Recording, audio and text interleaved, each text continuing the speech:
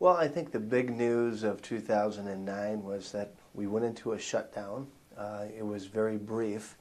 I think coming into it, we've had a lot of discussion from policymakers that they were going to learn from their previous mistakes and that they wouldn't get to a shutdown type position by the end of the year or the budget year, which they did.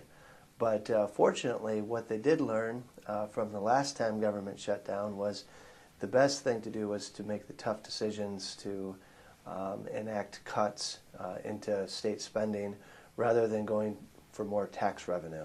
And I think that most pundits thought going into the budget through the summer months that we were going to end up with higher taxes.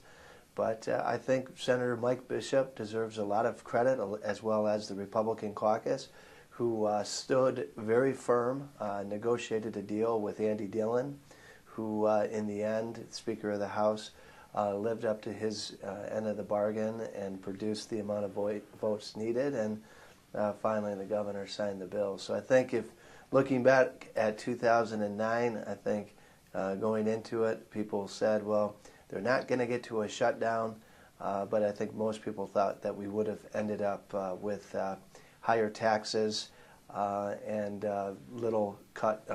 very few cuts in spending. But we didn't end up with that, so we're happy. That's just one part of this legislative battle. Now going into the future and going into the new year, we're focused on trying to get the legislature to deliver more on the sides of reforms. And it looks like we're going to have another budget battle all over again because, as you know, the economy continues to struggle, which means we're going to have a revenue problem in the next year's budget.